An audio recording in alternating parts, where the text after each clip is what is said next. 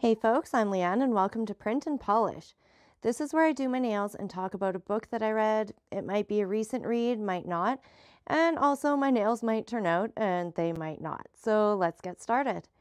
Here we have Atlantia by Ally Condie. The hardcover was originally published in 2014 and the 320-page paperback in 2015. There's three things that caught my attention with this one and made me want to read it. I love all the stories about Atlantis, and the covers on the paperback are beautiful.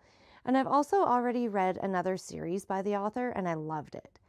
Unfortunately, this book, despite the similar name, doesn't have anything to do with Atlantis, but it does have to do with an underwater city. So Rio, she's 16 years old. She's lived her entire life in this city. She lives there, she works there, she's struggled there. It's almost impossible to leave this city. It's only by participating in the divide ceremony, or you can leave illegally and very expensively on a submarine. That's the only escape. Regardless, Rio has a twin sister named Bay. Now, Bay and Rio have made promises to one another about who will choose to go above and who will choose to stay when they do the ceremony. In a huge surprise, Bay chooses to go above, which forces Rio to stay behind. Remember how I said Rio has struggled in Atlantia? Well, it's because she's a siren. She has this very particular voice that, when used correctly, it can compel other people to do whatever she wants. It's a terrifying talent, and society is scared of it. Rio spent her entire life voice training herself to keep it hidden and never use it. But when Bay makes her choice at the ceremony, Rio slips and she reveals it. She panics, but she's not outed right away. Rio ends up learning that she can not only control people with her voice, but also inanimate objects. She's met this guy True by now, and they start working together. He's not a siren, but he is an amazing inventor. He makes these little robots that Rio can race against in the deep market to make money to get above. I'd honestly love to get my hands on some of those things. It'd be really fun. There's also a lot of city politics involved in this story. It turns out that the minister is a siren too and keeps throwing kinks into the situation, such as destroying the deep market with a hull breach, which is an utter disaster for an underwater city.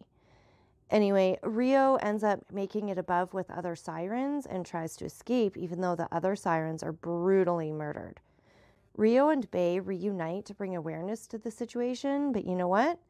It turns out that there's a very, very good reason that Bay suddenly decided to go above. You know what else? It's not just for her boyfriend. That's all I'm going to say about that. You guys have no idea how hard it is to not spoil certain details.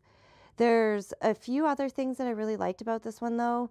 Rio is fiercely loyal to her sister. She's confused about why things went down the way they did and about the rest of her family, mainly her Aunt Mare, but still, she pushes forward. She's determined to see her sister again, regardless of what she has to do it.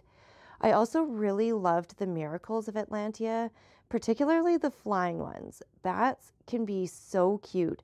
Of course, they can carry diseases and stuff, but did you know that they can actually purr like cats? So there's a fun fact for you that has nothing to do with this book. I give this one 4 out of 5. I liked the intrigue and the plot lines and everything. I wasn't entirely expecting a standalone book, and I was kind of hoping for another series, but that's okay. A condensed book with great pacing is way better than a story stretched out for a number of books that just kind of runs out of steam, you know? So that's it for today, folks. Thank you so much for joining in.